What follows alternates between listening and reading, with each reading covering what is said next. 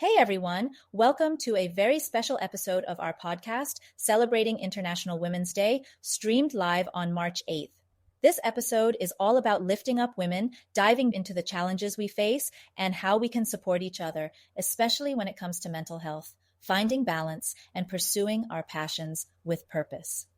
We had an incredible panel of women leaders share not just their stories, but their wisdom on everything from embracing authenticity and managing the overwhelming demands of life to the critical importance of taking care of our mental health. They didn't hold back on discussing the real stuff, like how to actually find your true calling and the steps we can take today to leave a meaningful legacy behind.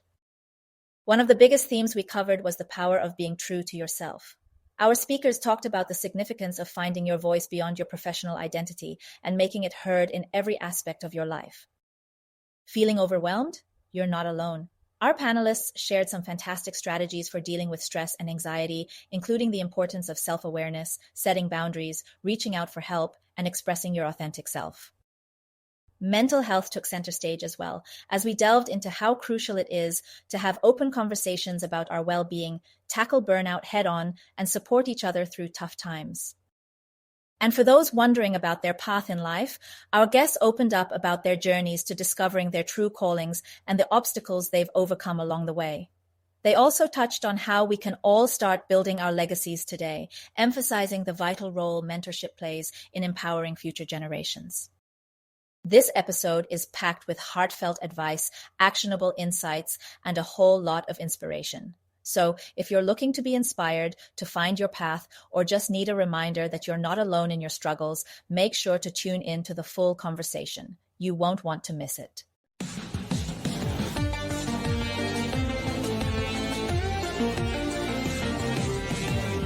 Welcome to Events Demystified podcast, where we explore and demystify the world of in-person, virtual, hybrid event AV production and technology by sharing insightful tips, tricks and tactics to make your events a success.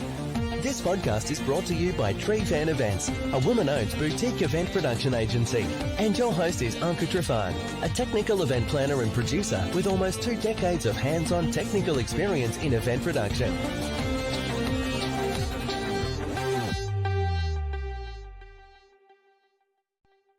Welcome everyone. This is such a special event and we are super excited to be able to gather together for International Women's Day to engage in an honest conversation that's close to many of our hearts, but often sometimes it's just left in the shadows. My name is Anka Trifan. I'm one of the hosts and I am thrilled that you could join us to what promises to be an amazing discussion on a delicate dance between strength and vulnerability, especially as it pertains to high-achieving women that many of you are as you're tuning in. In a world where success is often measured by how well we can mask our struggle and keep pushing forward, we are here to pull back the curtain and get real about the challenges that lie beneath the surface. So today, we're going to talk about all of it openly and without judgment. Before we jump in and pass the mic over to my lovely, joyous co-host, Cindy, I would love to just go quickly down the memory line for a second about what is International Women's Day and when did it begin. Now, if you're not aware, actually it began in the early 20th century, and it was rooted in women's movement that wanted to better themselves, better their working conditions, and their suffrage. First observed in 1911, it's now celebrated globally on March 8. As a matter of fact, there's a lot of countries that celebrate March 8 as Mother's Day. One of those countries is Romania, where I come from, and is a day of celebration, of raising awareness about gender equality and advocates for women's rights. And today we want to give women a voice the same way it has being done, what the purpose of this holiday of celebration has been all along, and recognize some of the contributions to the society that women make that many times just go unnoticed. And I would love to welcome you to our discussion. Love to have this a space for everyone to share, learn, and shed light on the fact that it's perfectly okay to not always be okay. We're here to explore the power of being vulnerable and authentic, to share our stories and strategies for navigating the complexity of life, work, and to affirm that even in our struggles, there's immense growth and strength to be found. So, thank you for being here, for showing up, not just for this conversation, but for yourselves and for each other. So let's lean into this moment together and start changing the narrative about strength, about vulnerability. Obviously, I have a hard time saying that out loud, so I'm going to try to avoid saying the word, but I mean it. And with that, pass the mic to my beautiful friend here, Cindy, who's going to introduce now our amazing panel, Strong, High Achieving Women. I see so many amazing friends in the chat already. I am so honestly thankful that you could be here with us today in the chat. We're going to be starting the show and getting you involved in the conversation as well. If you don't know who I am Cindy Cohn. I'm also known as the Queen of Joy on LinkedIn. And my goal in life is just to continue to bring you more joy and so to elevate your life. And with that said, I want to say, Anka, that was so spot on, everything that you said. That is what we need to be talking about all the time, not just today. And that was so important that we're using our voices today to help the other women out there that may or may not use their voice or aren't ready to use their voice yet, but they're going to, because we're here to empower them. And it starts today, ladies. The time is now. And with that, I want to introduce our amazing panel, and literally all of you could have been up here. You will all inspire me every single day. But since we only have limited spots, I'm going to start with introducing Janice Cardinale first. She's going to come on and say a quick introduction. And before you start, Janice, I want to ask the chat, can you please tell us where you're from and what is your superpower? Your superpower could be anything from something personal or, you're great at designing interior decorating or whatever your superpower might be. I just like to see it. And we're going to be putting on comments onto the screen because we want this to be an interactive conversation that we all need to have together. So take it away, Janice. Hello, my name is Janice Cardinale. I'm here in Arizona. Although I do come from Toronto, Canada, I am the founder of Event Minds Matter, which is a community building brave spaces to amplify the conversation on our emotional health and wellness. And I feel very privileged to be here today and to be able to use my voice and my privilege to help and create, a better community through psychological safety training and mental health practices, new best practices. Thank you, Janice. Let's bring on the screen next Tamika Snodgrass. Yay, Tamika! Hey. Hey, everybody. I am so excited to be here. Anka and Cindy, this is a fabulous event. Thank you so much for inviting me. I'm Tamika Snodgrass, and I'm an executive and business coach for female entrepreneurs and business leaders. And I just help them to build unwavering confidence and advance in their careers and business with authenticity. Why? So they can live with joy and happiness. That's what I'm passionate about doing. So glad to be here. Thank you so much. Let's bring on Sally Arkell. I'm so excited as well because we've already got an international audience watching us. So this is exciting. Welcome, everybody. I'm Sally, and I am from Vancouver in Canada. So I'm on the West Coast, and I have the beautiful privilege of being able to work with women over 50 to really get back in touch with their power, their purpose, their passion, and their joy. And I found that there's so many of us that are sitting in a space where we're just feeling like we've done everything for everybody else. And now what's next for us? So I get to embrace that. And I know as you're working through the panel today and you're meeting everybody, you're going to just see the greatness that has come forward from every one of the women. And hopefully that will inspire you as well on your journey. Thank you, Sally. That is so awesome. And next, let's bring on Eva Lindell for her second round because she was here last year too. Woo! Hey everybody, happy International Women's Day. My name is Evelyn Dell. I'm a communications and brand strategist. I work with women and minority owned businesses to help amplify their unique value and communicate directly to their target market. Super excited to be here. This is going to be an amazing conversation today. Absolutely, it always is. Next, I want to bring up Tori Willie. Hey everyone, I am Tori. I am from Dallas, Texas. I am the person that jumped off the Segway in Italy, the one that accidentally landed on the Outcast bus at a festival. And I also am a job seeker looking for a job in the leave of absence realm. Thank you, Tori. Next, I want to bring up Shannon Baylor Henderson. Whoop, whoop, whoop. Happy Girls Run the World Day, everyone. Yeah, girl, that's what you said. Yeah. My name is Shannon Baylor Henderson, and I am the Chief Content Officer and Storyteller for Content Commanders, where we specialize in adding more power, personality, and perspective to a brand's digital, print, and social media messages. I'm a DC girl living in a North Carolina world, and I am very happy to be here. Oh my goodness. Cindy's bringing the joy. I love it. I love it. What a great, great way to start our event. All right, Cindy. All right. So we're going to tee off with question number 1 today. And again, y'all join in the conversation. We're going to put your comments on the screen, and if there's questions, we're also going to answer them the best that we can. We have all been to the barrel and back. We've been in your shoes, other shoes, and the thing that we are all alike in is that we're here today and we've overcome and we're still elevating and we're still learning and we're still evolving, and we just want to empower you to do the same. So we're just cheering you on. So with that said, I want to bring up question number 1. And the question is, how have you been able to navigate the balance between showing up your true self and maintaining your professional strength, given traditional environments that we all live in, and staying authentic? It's kind of there is that hard line for a lot of people. I would love to call on you for this.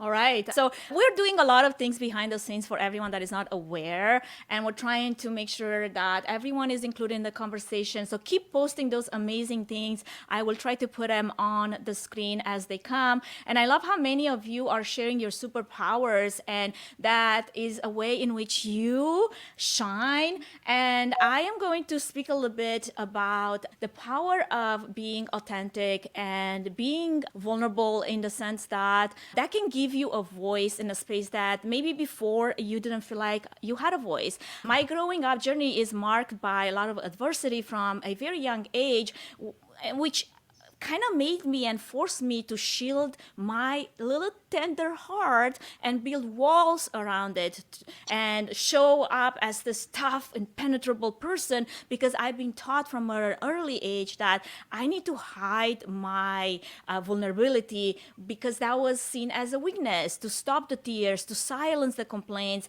It was all about survival, about being strong in a world that didn't see the value in softness. But over the years, through writing, which has become my outlet, I found this safe sanctuary, a place where I can lower these walls and I can explore some of the depths of my heart that I didn't even know that I had. It was this journey of rediscovery, of allowing myself to be authentic, to be vulnerable, to be able to feel the full spectrum of emotions that I had denied myself for so long. I had to also overcome the fear of actually showing up and as I am, like without hiding of who I am as my authentic self. And this is when I decided to start this series of posts on weekends. Now, over the duration of a week, I would post, everything that has to do with business, growing business, connecting with my ideal client, all of that thing. But on a weekend, either Saturday or Sunday, I started posting those personal posts and share some of the things that I always wanted to talk about, but I was afraid to. And what happened in the process, it surprised me actually, because because not only it revealed this tenderness that I had in my heart, but also it brought forth a lot of people that were able to relate to some of the things that I was going through, and they were able to now speak to that and feel encouraged and feel brave enough to address the same things that I was addressing. So I guess there's really such a value in showing yourself as you are and being vulnerable, and it's about mutual respect and trust. And obviously I'm not for oversharing without boundaries. There has to be some boundaries. But I have a high belief in being open, in being able to be vulnerable and show incredible strength, because that lies in our ability to relate and lean on each other and give and receive support. So that's been my story, and I stick by it. And I would love to hear if anybody else has different experiences in which they showed up as they are, and how did that play out, and how did that impact the environment they were in.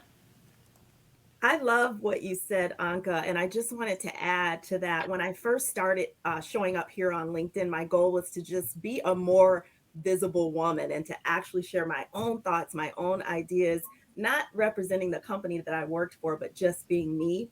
And one of the things that the guru said is don't talk about personal things, specifically your faith.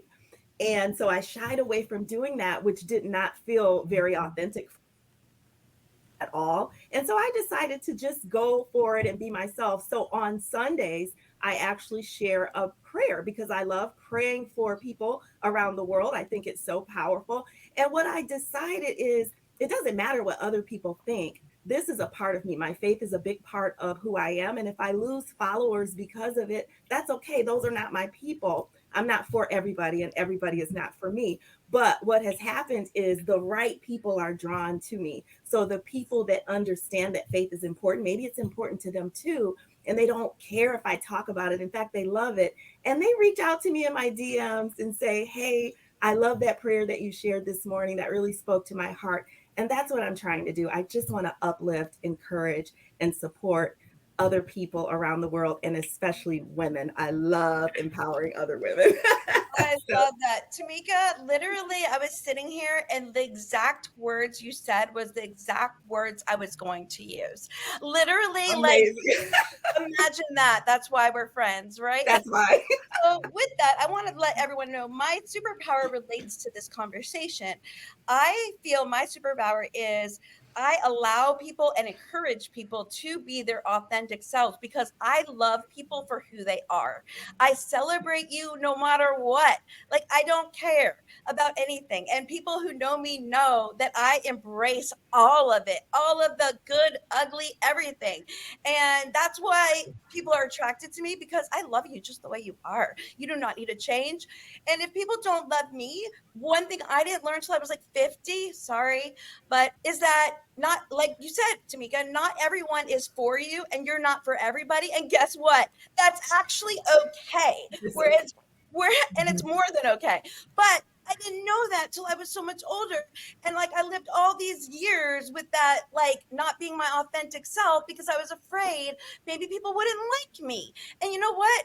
You attract your tribe when you're authentic and people love you and the right people come into your life. And it's like, oh, that is where it's at, people. If you learn nothing else today, I say this probably in every post, but it's so important to sooner than later, like today, be you.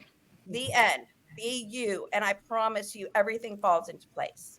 I love that. So I guess my question to our panel is, what are some practical ways in which we can become more comfortable with showing our true selves, especially in environments that traditionally value that ideal of strength and stoicism, which I had to overcome in my own journey? I think one of the things that has helped me over the years, well, for one, I'll take it back. So I think I have a unique circumstance because my mom and my grandmother are both very authentic. They were always very authentic women. They always were go-getters and were never afraid to do things. My mom has done like amazing things. She's always never afraid to take a chance and always creating new businesses and just doing what she loves. But I think for me, as I got older, one of the things I had to remember was to go back to my childlike self. So if we think about it, children and animals are authentic. They will tell you whether they like you or not. They'll tell you if you are ugly. They'll tell you if you stink. All of those things. Children are so authentic. And I think as we get into this world, there's so many different voices and we're trying to all be the same when we really just need to be who we were in the beginning. We need to be authentic. And I think for me, going back to that and being able to embrace those things and embrace the beginning and the simpleness of life has made me okay with being a little bit more authentic in every single thing that I do. Fantastic. Well said, Evelyn. All right. So, Cindy, I think we're going to touch now into a topic that I know is super close to your heart, and that has to do with identity beyond work. And we have a lovely Alice here that I would love to speak to that a little bit as she's going through her own challenges and just be open and honest as we're trying to all be here. I feel like many times when we put our identity in our professional life, when that goes away, you start, I know I have over COVID, right? Like I started questioning everything about myself. And for anyone that's been in that situation, how can women, individuals start to separate their self-worth from their professional achievements or hobbies, especially in society that often defines us by what we do? Tori, would you like to speak to that? Yeah, and I actually have a story that even goes back a little further. About 7 years, I took a DNA test and found out that my dad wasn't my dad, and my mom wouldn't tell me who the person was. And I was just so surprised. It completely pulls your foundation down. And you've really got to think about who you are because it's no longer familial. It wasn't at the time. I was actually coloring hair, which I love, but I love being in corporate more, which is why I came back. But when things like that happen, you go back, and the only thing that you have to hang on to is who you are and what you bring to the table. And you've got to be strong enough to push that everything else aside. And so when it came to jobs, being back in corporate for only 5 years has been really humbling. Here I am in my 50s, and my last supervisor, when I talked to her, she was like, "Oh, my mom's the same age as you."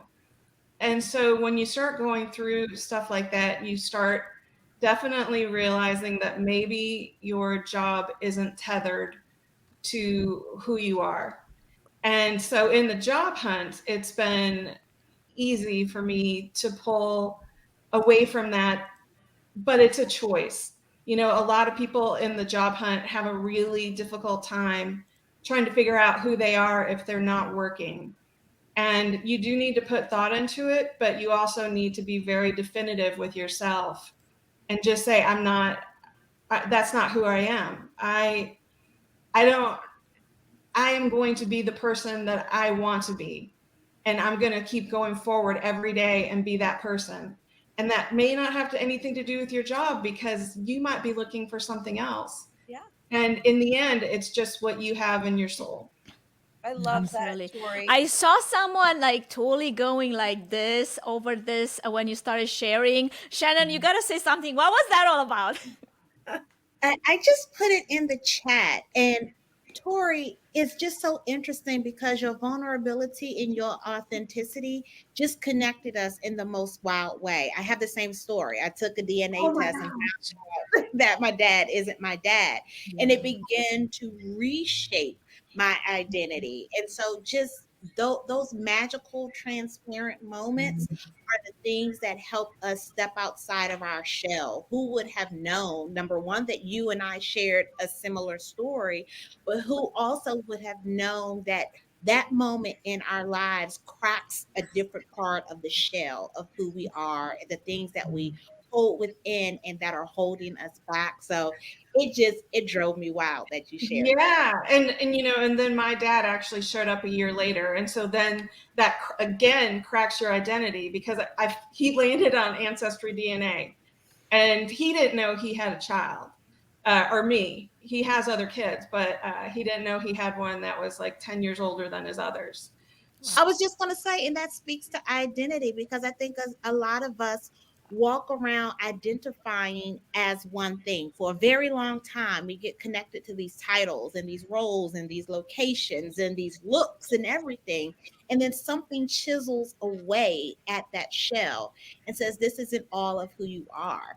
There's something else underneath the surface that you don't know or you haven't tapped into. And once you crack that shell a little bit more, you're going to expose yourself to someone you didn't know who you were. And it's the magic of constant evolution. And that's what taps into your strength. That's when you know you're strong. That's when you say, okay, F all of this. I am not these things. I am me, and I'm beautiful, and I'm worthy, and I can be in these situations and still be strong. Absolutely. And Cindy, I know you had a story about you leaving the pharma world. Yeah, Do you want to speak to that really quick? Yeah, I do. So much of everything you all said have just been unbelievably touching my heart in so many ways. And thank you all in the comments. The comments are blowing up. We have like over 300 people here, and all the women are relating to what we're talking about. This is a conversation that doesn't need to happen just once a year. Can I say that louder for people in the back? Okay, now back to, I was laid off from pharmaceuticals in about 2018-ish, and I identified myself as a pharmaceutical rep making a lot of money, and I thought, I was all that and a bag of chips, and then I lost my job. And then I was like, wait, I'm like nothing right now.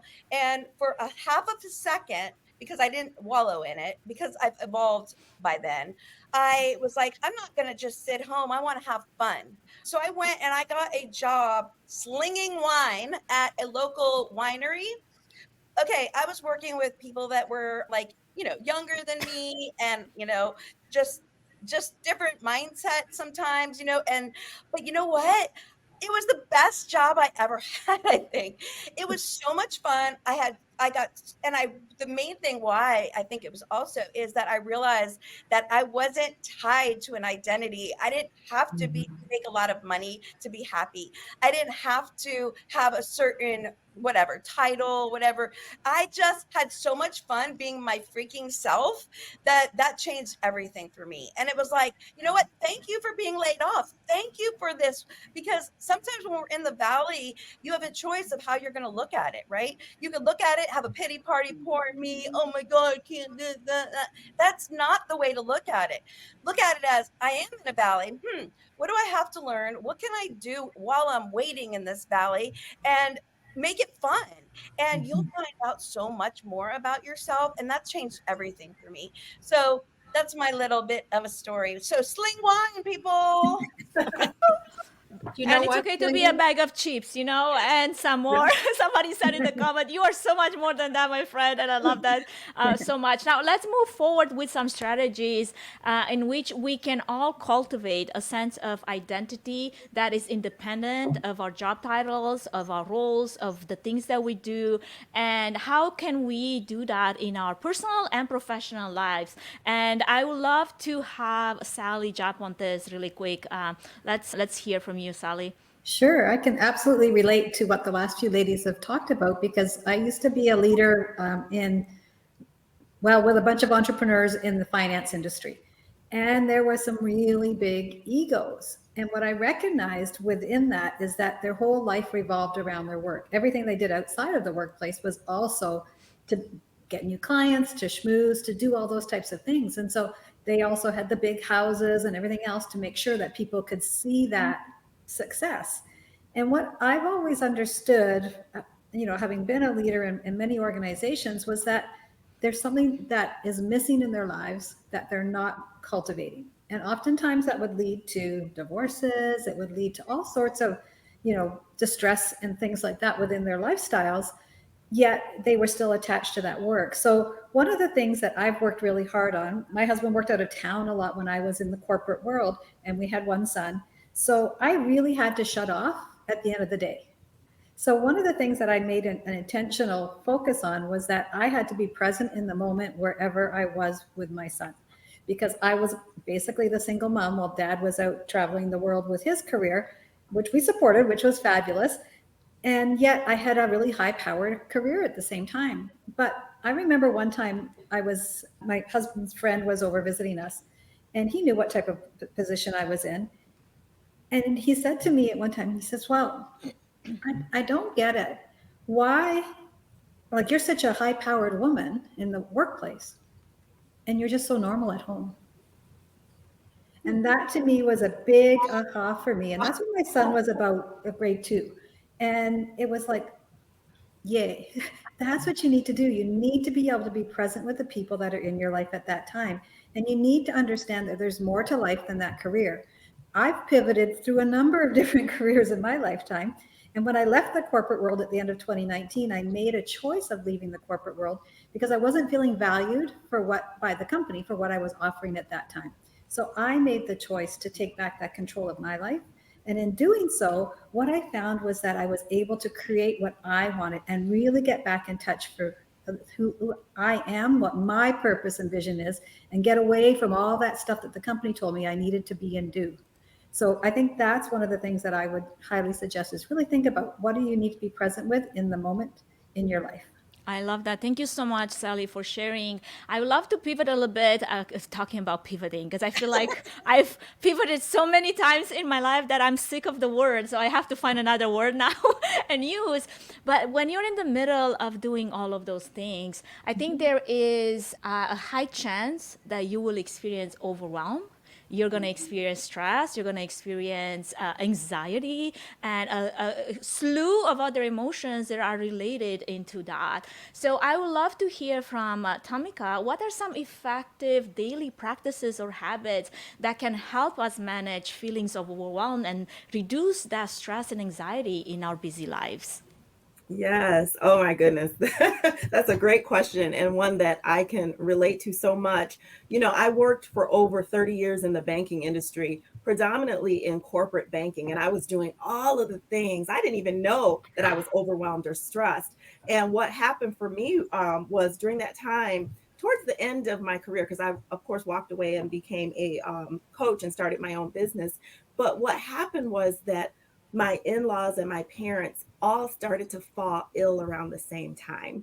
And so while I was managing this demanding banking career, while I was being a wife, while I was being a mom, I was also cooking meals for my in-laws and running back and forth and taking care of them and helping my parents. My mother had Alzheimer's and dementia, and then my dad was diagnosed with cancer. It was just like the world came crumbling down. But I thought I was doing fine. I thought I was handling it all. And one day I ran to the hospital because I got a call that my mother-in-law had a massive stroke. And I was literally running down the hospital hallway when my legs turned to rubber and I slid to the ground. I could not feel my legs. It felt like forever. I'm sure it was only for a minute or so. And a nurse happened to be coming down that way, and I was on the floor. And she got some help, got a wheelchair, got me up. My husband, who was coming to see his mother, ran through the door, and he was expecting to see his mom, and who does he see? His wife in a wheelchair. That was an eye opener for me that I needed to have a sense of self-awareness, because this could happen to anyone. I thought I was doing it all. I was like Superwoman. I can take care of myself. I can take care of everybody else. I can take care of my kids. I can do all the things. But my body had to tell me otherwise. My body literally shut down on me. Okay. And so for an entire year, I probably went to the hospital more than 10 times. I never have been to the hospital in my whole life. I've always been very healthy, but I had stress induced vertigo. And so I would begin to have anxiety attacks. I'd be in a meeting and all of a sudden sweat would start pouring from my scalp down my face and onto my clothes. I went through it and I had to go to the hospital over and over because they couldn't figure out what was wrong. They didn't know what it was. And I just thought I was dying. In fact, one day my husband came home from work and I was literally laying on the floor face down because I needed to touch the ground. And my husband said, "What's wrong with you?" And I said, "Don't let me die." And he had to rush me to the hospital right then. I was just in a constant state of panic. But what helped me to get through it was a sense of self awareness and putting myself first. Somebody said something about setting boundaries. I had to learn to set boundaries for myself. I can't do it all, and that's okay. I'm not strong all the time, and that's okay too. I need help sometimes, and that's okay to ask for it. Okay, I'm a human being. I need support. I need encouragement. I need a little love sometimes too. And so that self awareness really helped me. The other things that helped, like I said, setting those boundaries, being able to say no, ask for help when I needed it, seek support. I have an amazing circle of close friends and also my community here on LinkedIn. But I wasn't taught to ask for help. I'm always the strong one. I was taught to be strong, suck it up, buttercup, get through it. No, I need help sometimes too. So I needed to learn how to seek support and be vulnerable and tell people, I'm not okay today. I need help today. And then the last one is, I would say, to practice that authenticity and being who I really am, because the person that I was on the outside was not the person that I was on the inside. On the outside, I was corporate Tamika. I was the person to go to work. I meet my goals. I do all the things. On the inside, I was heartbroken. Everybody that I loved was sick and dying, and I wasn't talking about it. So those are the practical tips that I would share. Practice self-awareness. Be in touch with your own thoughts, your own feelings. Set boundaries. Say no sometimes and say yes to yourself. And included in that is just that self-care, taking care of yourself. Seek support. Ask for help when you're not feeling okay. There's no shame in that. We all need help sometimes. And then practice being your authentic self. Speak up, express yourself.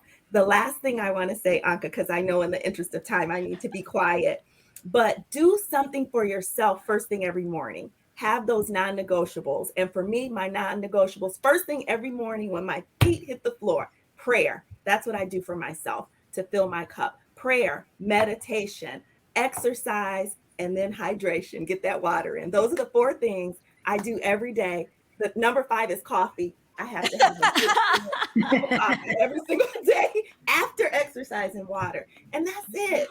Love on yourself, because as RuPaul says, anybody familiar with RuPaul? As RuPaul says, how in the hell you gonna love somebody else if you can't love yourself? All right. You heard it here, true. You heard it here first. Woo!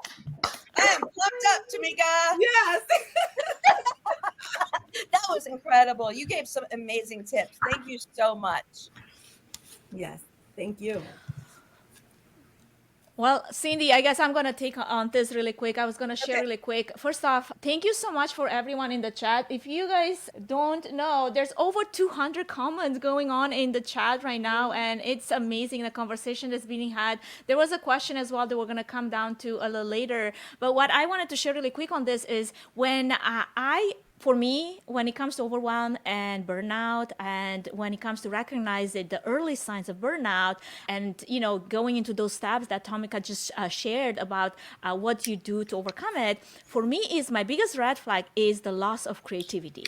When I start feeling uninspired or unable to come up with a fresh, new idea, I know that it's time to take action. And just like it has already been said, and it's already being preached in the chat, prioritizing self-care, setting boundaries, seeking support, those are my main go-tos. Taking breaks, practicing mindfulness, reassessing the workload, and asking for help in the places that you don't have to do it all. That's what's going to help you get physically and mentally healthy. Now, about that, I wanted to touch a little bit on the mental health. And I have someone here that's been very, very passionate about this. And I want Janice to speak a little bit to this topic of mental health and how overwhelm and stress and burnout, it really affects it in ways that we're not even able to. Like my sign, like I said, is loss of creativity. I want to hear from Janice on this. And what are some ways in which, Janice, we can take immediate steps so that we overcome this and find our happy place again? Thank you very much, Anka. And of course, this is a very important topic and one that I've been passionate about.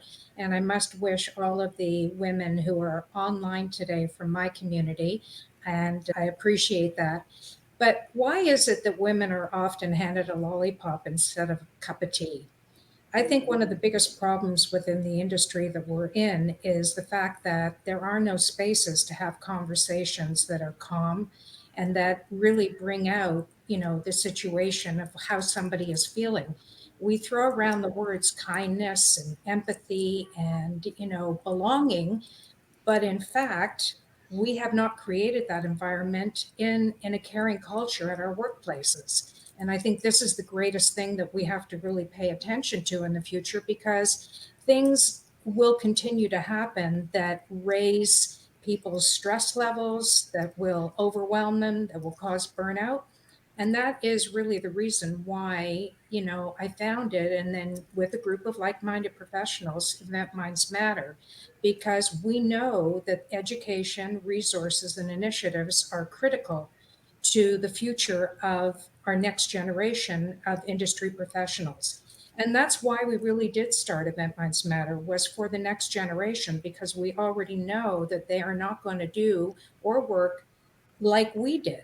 I'm someone who started early. I have 3 children. I remember going, to work every day and just, multitasking. And yeah, after many years, I was exhausted. And I also recognize the fact that my work did not define me. I have always been an entrepreneur, but the fact of the matter is, I have so much more to give than just what I did. And that's also another reason why today I'm very involved in building my legacy, because I don't want people to remember me for the great talent I sold or the accessories that I was involved. What I really want is people to remember me because was on a mission to create something better for the next women who are coming up the ladder. And that's really what, Event Minds Matter is about. The other thing about Event Minds Matter, which is very important to note, is that we believe that psychological safety training should be mandated in the industry. And I say that because you can get all the benefits in the world, but you still have to come back to the same place to work every day. And if a culture has not been created within your workspace, that becomes a huge problem, because you're siloed in getting your therapy, but you're coming back to a situation that could be in fact toxic, that's not really set up for those brave conversations. And I think that that's, a big thing that we have to consider. And yes, boundaries, expectations. We have to learn to deal with that. Absolutely. Thank you so much, Janice, for Okay, sharing. can I add something to that? Yes, absolutely. Go I ahead. love what you said, and I think it's very telling about cultural differences. And I speak about this all the time. People don't acknowledge, I think, a lot of the cultural differences. One of the things that I've experienced with being a coach, I work with a lot of people who either have immigrated to the country and work in corporate, or women who are working in corporate that are trying to find their voice. And two examples stood out to me. One, I had a coaching client that was from another country, and I remember one day he said to me, he said, "You guys are different here. He said, you work differently." And I wanted to dig into that a little bit. And right after that, in the same day, I had another coaching client who's a woman, and I remember when I logged on, I could see her visibly. She was just distraught. She was just stressed out.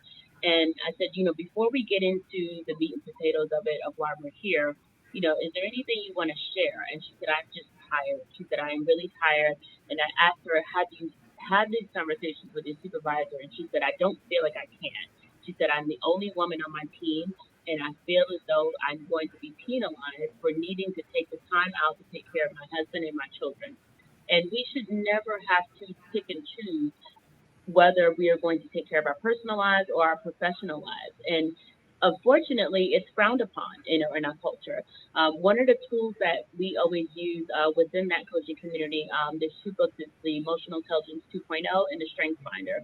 And it encourages people to find out which way you are best at communicating. And two of the things that I always tell my coaching clients, don't be fooled by a bad day. It doesn't define your life, but also do not be fooled by a good day also, because there are ebbs and flows all the time. Before we move any further, I wanted to give a quick shout out to our main sponsor, Trifan Events, which is a boutique event planning and production agency that will come alongside you, offering personalized event planning and technical support, strategic event design, production and technology management, and flawless execution for live, virtual, and hybrid events. The team at Trifan Events is passionate about planning and producing event experiences that get people involved with true moments of interaction, engagement, and co-creation, while offering white glove treatment throughout the entire planning process, enabling you to reach your event goals with the use of creativity, production tools, and event technology. To find out how Trifan Events can plan and produce your event become memorable, go to trifanevents.com.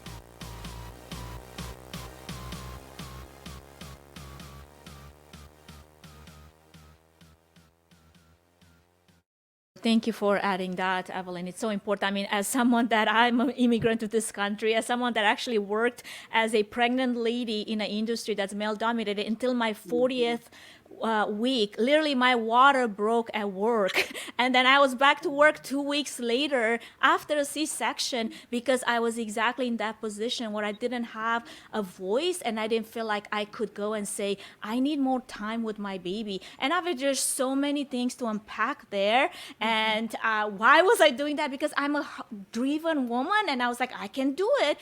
Is it right? Should all women do that? No, 100%. Find your voice, talk about it, and also make a way for other women to have better conditions. And I can go crazy on this, so maybe I should just stop. What I want to touch on next, right? Cindy knows. Really, it actually is important. Janice brought up legacy, and this is kind of a continuation into that, which is so important to all of us. How we're going to maybe not all of us, but to me, legacy is very front and center in my life and how I want to be remembered and what do I want to leave the world with. So I love how you said that, like, ladies, we have to use our voices. The time is now. It's not tomorrow, it's today.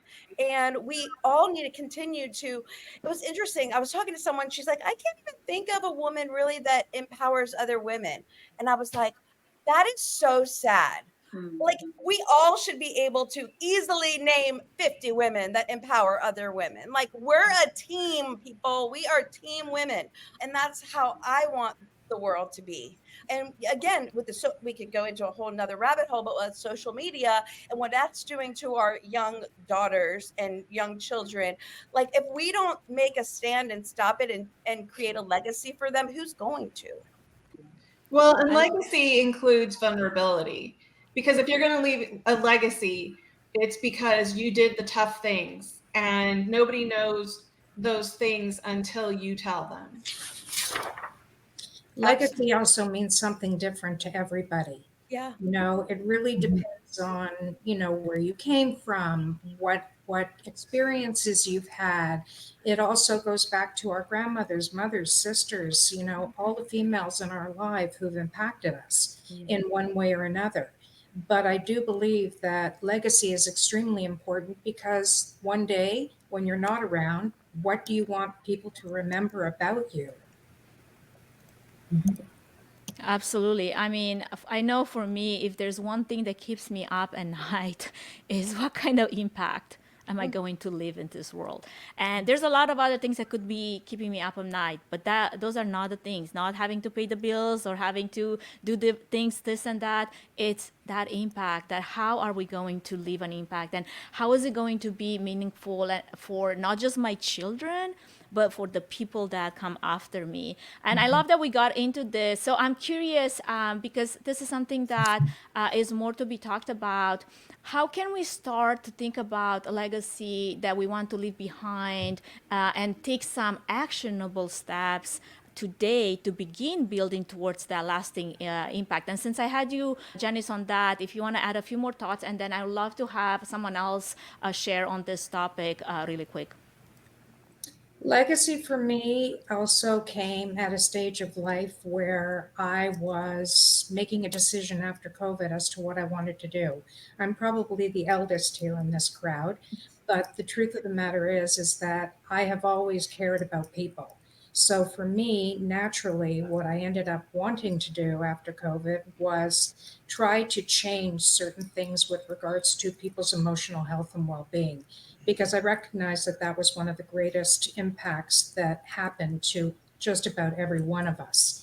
And I think that this problem is growing. I think that we are in a crisis of women, men who are struggling, to be honest with you. And I think that, it's one thing to preach, which we've been doing for the last 2 years, but we have to action this. And if the leaders, in our industry are not going to prioritize, emotional health and well being, then we have a problem and we have to come together and action it. Action, yes. I can add to that as well. What I found was when I left my corporate career at the end of 2019, I knew there was something missing from how even in corporations we were working with our teams. We were blanket training everybody on the same things, but yet they weren't getting the results. Two people would never get the same results because one would have a whole different mindset and expectation and background that they were bringing forward.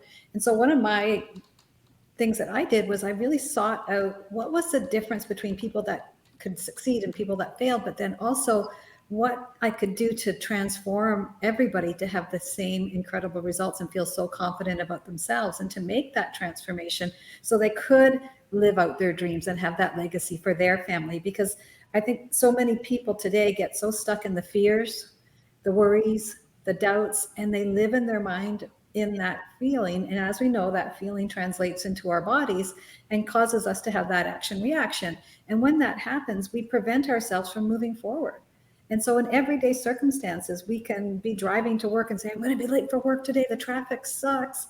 And yet we could either sit back and just say, you know what, it's going to open up and I'm just going to put on my favorite tunes and I'm just going to drive to work. It's little things like that we can do to not only teach ourselves, but also to leave that legacy for generations to come. Because when we change internally and change our mindsets and how we're reacting to situations, we can now change the legacy of the generations to come.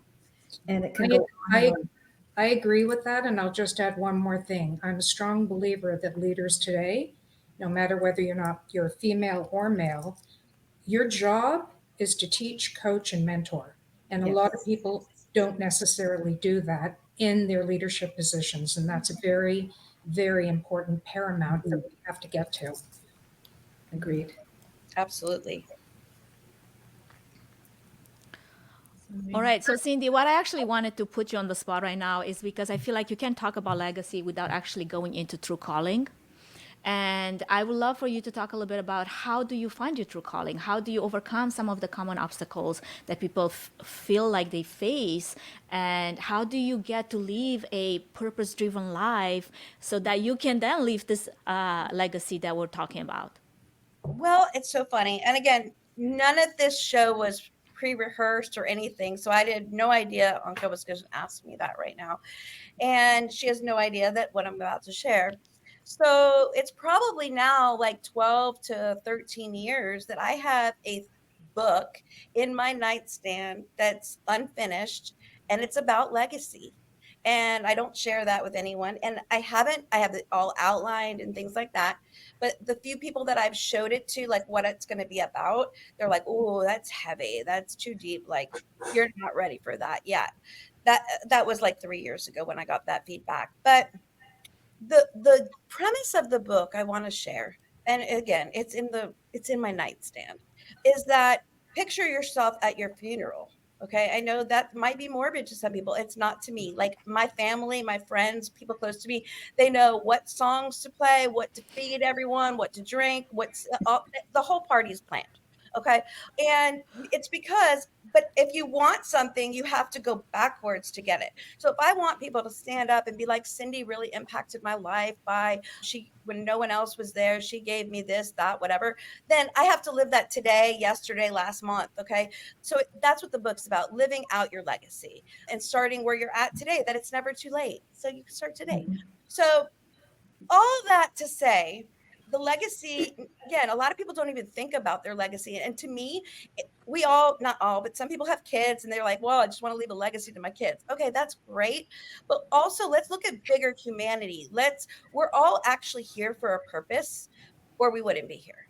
So think about a little bit bigger than just your familia, and think a little bit outward into the world and the humanity. And like, you have such gifts. You were designed for greatness. You have so much already inside you, untapped, a lot of it, that you can use and impact the world. You're one decision away from doing it. You're one fear away from doing it. You're one everything away from doing it. And so I'm a big believer, you hear me talk about it all the time, in baby steps.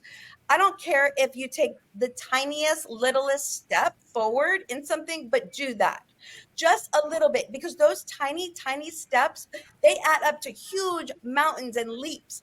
And books that I've written, like, and all I did is send one email that day, one page, one this. Like, I did not momentous in one day. So it's all about taking those little steps towards your legacy. You know, you were talking about true calling, and I stumbled on mine accidentally. I told you about the stuff with my dad, with my dad's. But then I also had a son that I raised that was suicidal his whole life. And so I went through a lot of really interesting things, and moving from corporate to hair to raise my son as a single mom. I thought that those things, I thought that they might hold me back. And what I ended up finding out is that it created my true calling. I am a writer, a vulnerability writer. I am somebody who shares my stories so that others don't feel so alone. And I bare my soul in a way that a lot of other people won't, especially on LinkedIn. You know, we want to call it a business this and a business that. But in the end, we're all humans, and we have days where we're going to look at a post like that and go, oh my God, I needed that. Somebody else is going through something like I am. And our true callings are far outside of our work, but we have to find them. I couldn't agree more. Thank you so much, Tori, for sharing that. And I want to come back to something that was said a little earlier before we got into true calling, and that is mentorship. I feel like that will wrap up our conversation, because all of this is great, but we are also women in different stages of our lives. And if you have come this far, I'm pretty sure there is someone in your life that has helped you along the way, has mentored you. If you have not, I feel really, really bad, because I know I have experienced no mentors for a very long time before I went outside of my comfort zone and seek mentorship. Mentorship is such an important, pivotal role in leaving a legacy, especially in places and spaces. Like, for example, I come from a very male-dominated field. That's where I feel like there's so much lack of representation for women. And I have made it my own goal to mentor those women that are coming into this field. I started communities, and I started reaching out to those women to be able to help them along the way. There is a space for you here, even though it seems like unwelcoming, but somebody has to show them the way and take their hand and just guide them.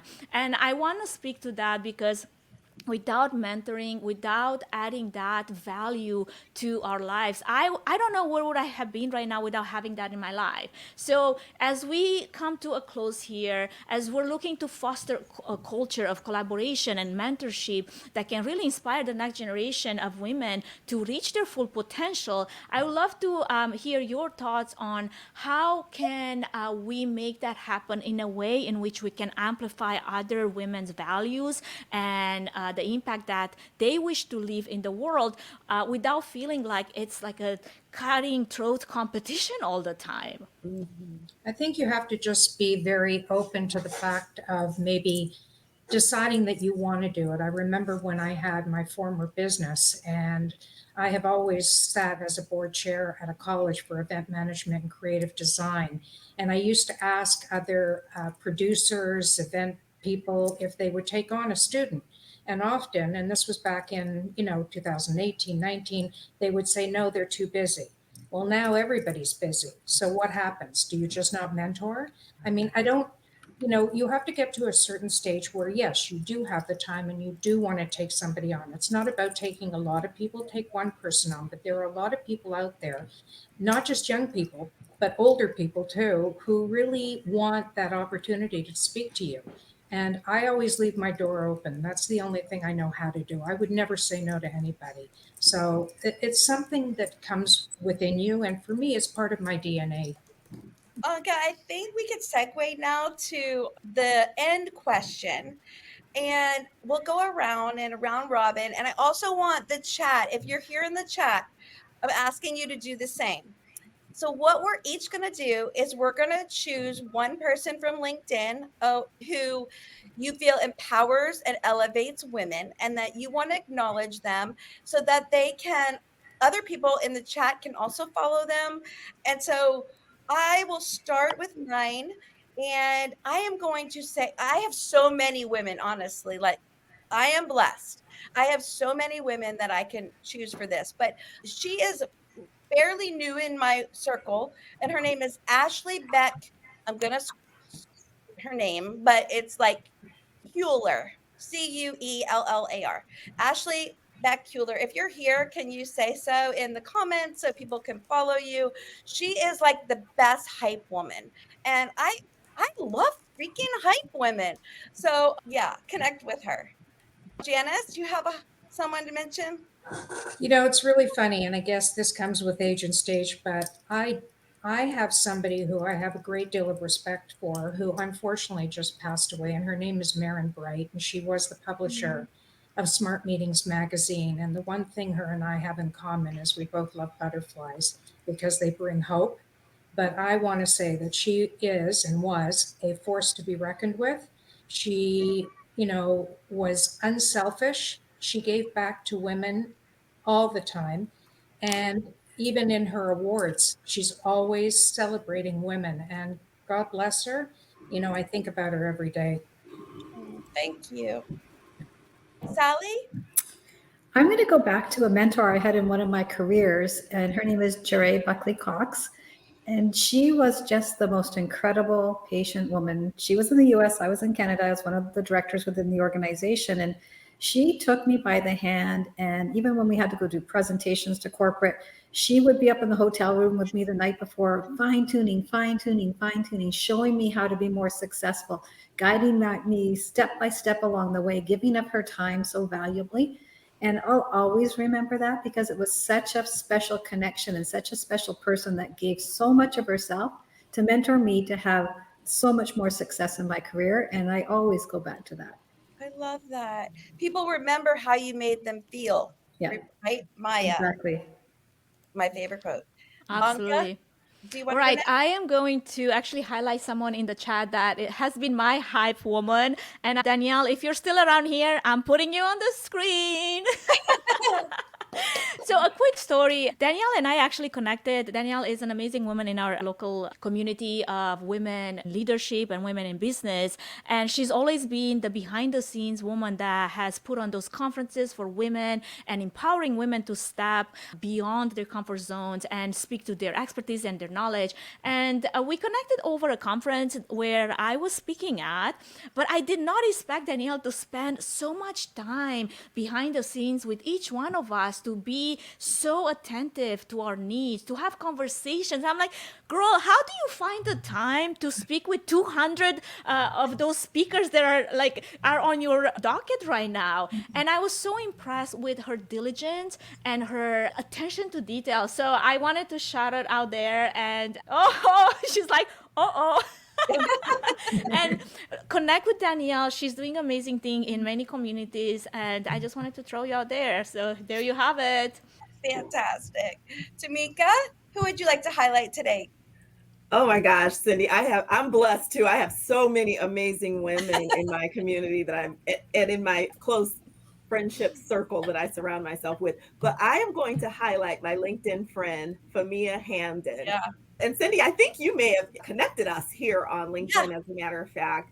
And we live very close from each other, so we actually have gotten together in real life a few times, and I absolutely adore her. And what I love about Famia is her passion for building an inclusive community here on LinkedIn. I think you absolutely have to connect with her. Not only is she amplifying the voices of other women, but she amplifies all voices. She just has that ability to draw the right people into her tribe. And I'm extremely proud to be a part of her community and to have her a part of mine. I love Mika, that. that's exactly one of the people that I would have put up there for sure. But my hype person, I have got to hype Riley Blasdale, and I know a lot of you know him. He highlighted a woman in October every single day. He went to the, what is it, the SaaStr, their sales conference, as a guy that was really open to it. He's an ally, and he's one of the coolest people that you can follow on LinkedIn. So you definitely need to do it. Agree. He is amazing. So I'm going to break the rules, and I'm actually going to highlight two women, but I'm going to do it very quickly. First of all, and I cannot say this enough, I want to highlight Cindy first of all because she and I have a special connection, and I have actually known Cindy for about 20 years. And I remember when we met, I was a stay at home mom at the time, and she encouraged me to get back out there. And it was different from anything else I had received at that time because she convinced me to get back out there on my terms, not necessarily something that I had to do that was corporate. I didn't have to set the world on fire. She said, go out there and do things on your terms. So I wanted to just say that.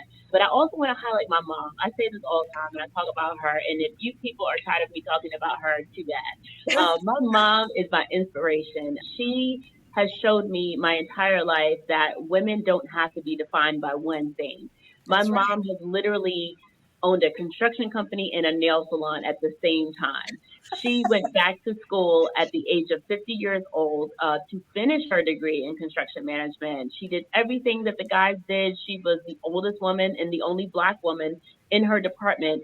So, of course, they noticed when she was missing, but she did everything. She went to China dish construction. She went into low income neighborhoods and built houses. And she has constantly shown me that it is okay to try again and to figure things out, but also reminded me to do something outside of yourself and not just make it all about you and bring other people along with you for the ride.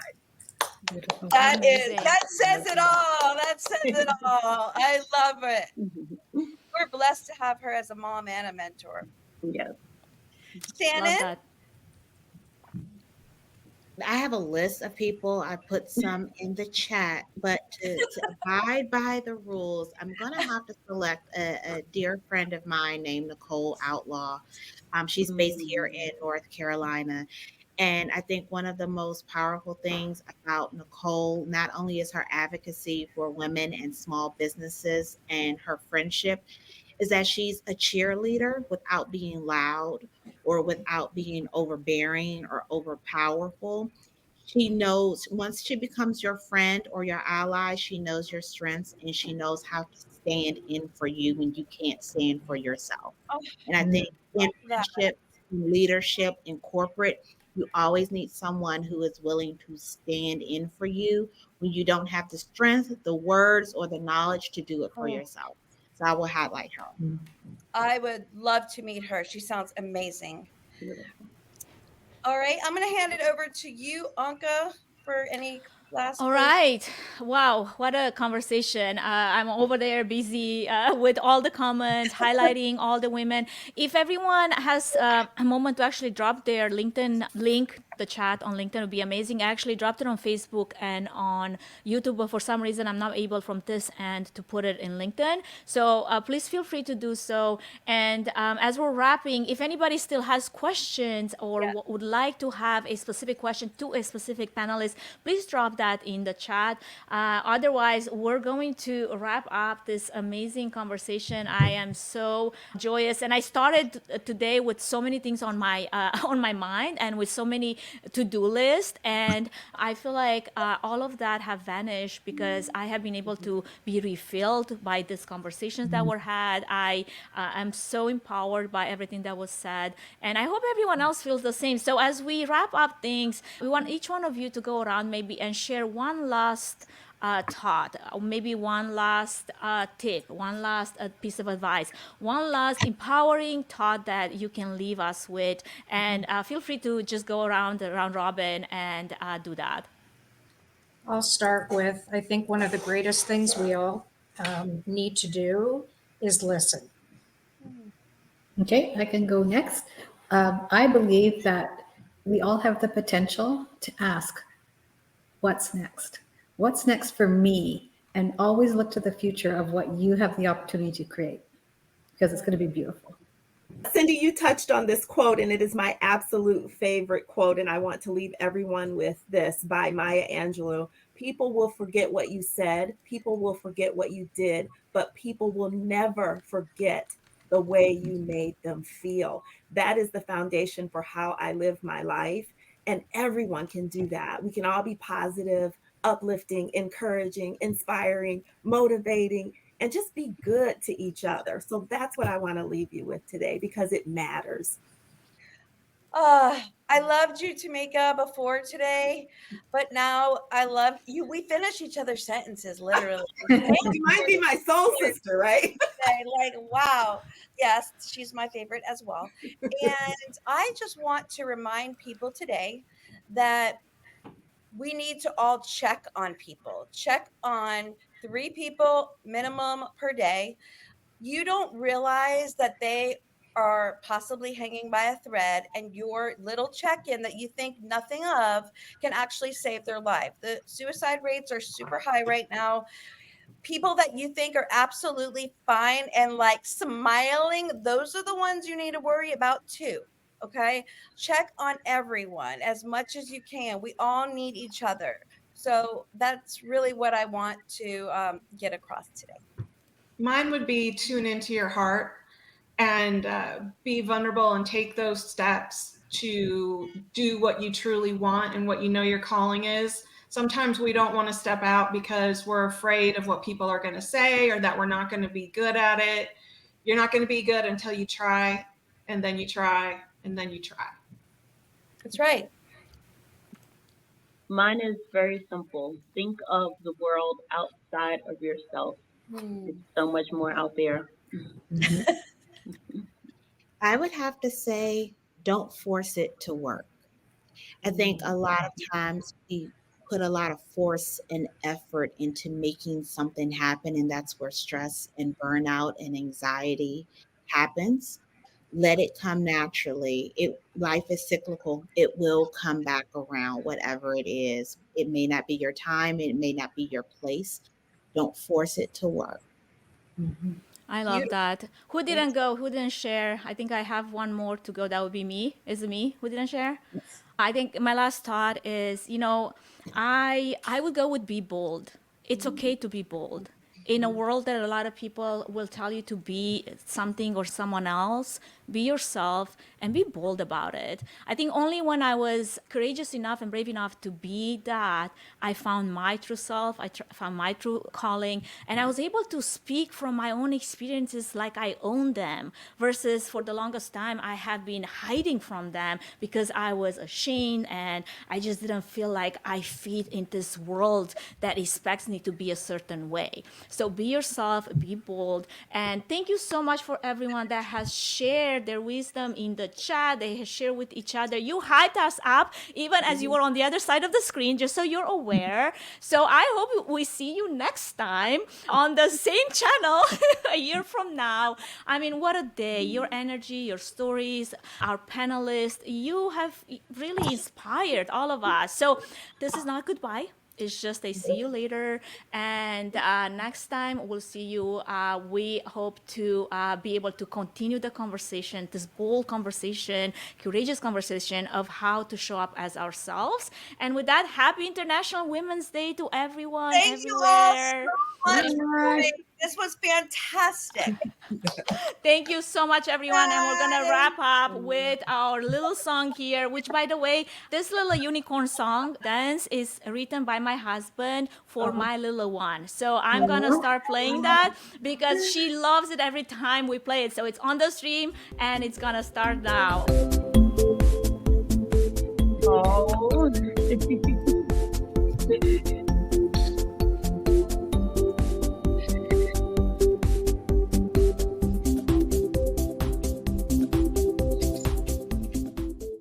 Thanks so much for tuning into this exciting conversation. Make sure you follow and subscribe to Events Demystified podcast to stay in the know about all of our upcoming episodes featuring some amazing guests. thank you for listening to the Events Demystified podcast. If you enjoyed this podcast, please take a moment to review it, rate it, and share it with other event professionals that could benefit from it. Connect with us on social at Events Demystified Podcast. We would love to hear from you and what you're up to. If you'd like to learn more about Tree Fan Event services and find out if we're a good fit in supporting your event, can we help your event be successful with a 20-minute free consultation? Link in the episode's notes. Thanks for tuning in.